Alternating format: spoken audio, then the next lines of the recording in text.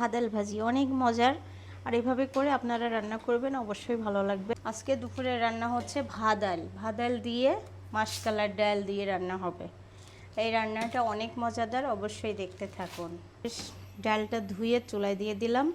আর এই ডালটা শুধু যে ভাদাল দিয়ে খাওয়া যায় তা কিছু না, অনেক রকমভাবে খাওয়া যায়। আপনারা নিতে চাইলে অবশ্যই অর্ডার করবেন। এখানে আমি কাঁচা জিরা দিয়ে সিদ্ধ দিলাম, দিব কাঁচামরিচ আর পেঁয়াজ।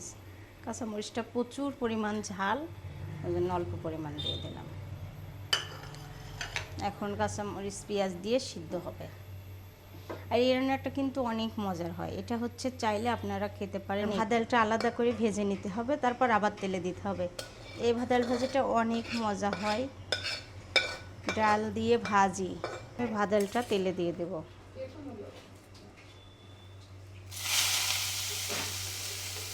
একবার তেলে দিয়ে আবার তেলে দিতে হবে। তার জন্য ভাজিটা যেহেতু দুইবার তেলে দিতে হয়, ওই কারণে এখন অল্প তেল দিয়ে দিছি। আর এখন সামান্য পরিমাণ কাঁচামরিচ দেবো। আর এই ভাজিতে হলুদের গুঁড়া না দিলেই না, আমি অল্প দিয়ে দিচ্ছি, তাই না আম্মা? এখন ভাজিটা আস্তে আস্তে একটু করে নিয়ে তারপর আবার তেলে দিতে হবে। আমি দিয়ে দিলাম ডাল। এখন একসঙ্গে মিলায়ে আমি দুইটাকে মিশাই নেব। মিশাই নিয়ে তারপর আবার ঢেলে তেলে দিয়ে দেব।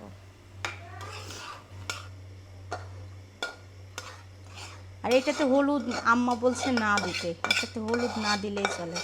কড়াই গরম হয়ে গেছে, সরিষার তেল দিয়ে দিচ্ছি। আর এই ভাজিতে ডবল তেলে দেওয়া লাগে, এই জন্য। আর দিয়ে দিতে হবে শুকনা মরিচ ফোড়নে। এই যে 2টা শুকনা মরিচ দিয়ে দিলাম।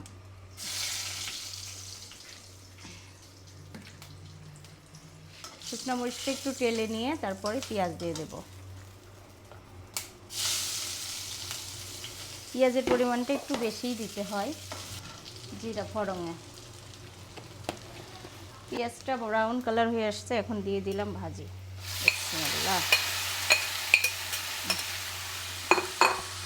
করছি ভাদাল ভাজি, অনেক মজার। আর এভাবে করে আপনারা রান্না করবেন, অবশ্যই ভালো লাগবে।